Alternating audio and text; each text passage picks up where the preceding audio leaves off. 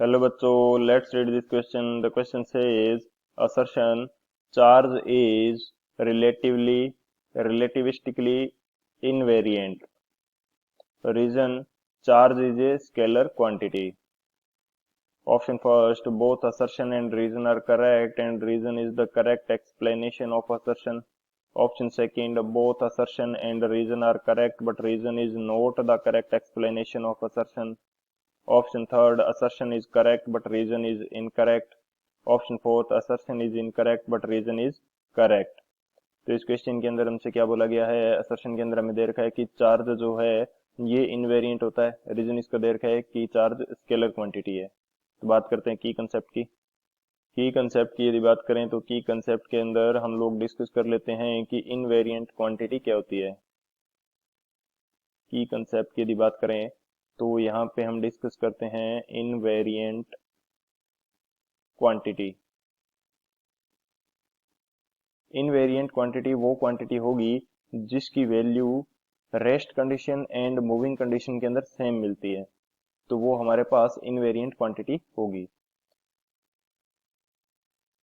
यहाँ पे मैं स्टेटमेंट के रूप में यदि लिखना चाहूँ तो ये मेरे पास क्या होगा, the value of quantity remains same in rest as well as moving condition।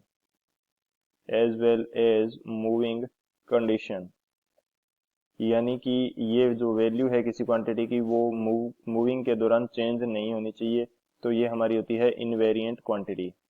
सो ये हमारे पास फर्स्ट की कंसेप्ट हो जाता है। एंड सेकंड की कंसेप्ट हमारे पास क्या होगा, जिस क्वांटिटी के पास में ओनली मैग्नीट्यूड होता है, कोई डायरेक्शन नहीं होती, तो वो क्वांटिटी स्केलर कहलाती है।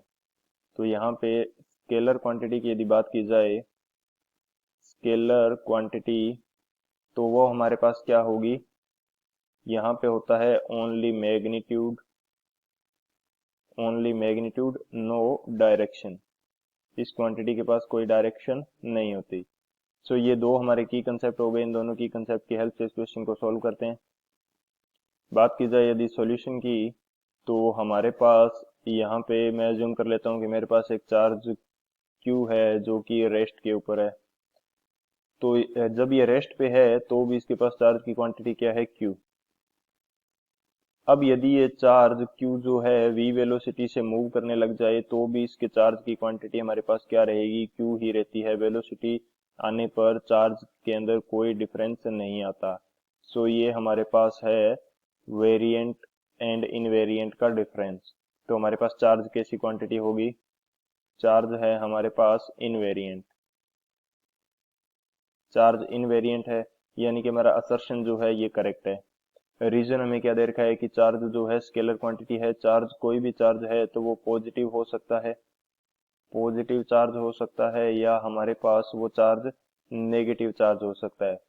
लेकिन इसकी हम डायरेक्शन शो नहीं कर सकते कि ये आई कैप, जे कैप, के कैप के अंदर इसकी डायरेक्शन को शो नहीं किया जा सकता। सो ये हमारी स्केलर क्वांटिटी होती है। सो जो हमारा रीजन है ये भी करेक्ट है, लेकिन असर्शन एंड रीजन दोनों अलग अलग स्टेटमेंट है, इनका आपस में कोई रिलेशन नहीं है। सो कौन सा ऑप्शन हमारे पास करेक्ट हो जाएगा, जो बी ऑप्शन है, both assertion and reason are correct but reason is not the correct explanation of assertion. So option B is the final answer.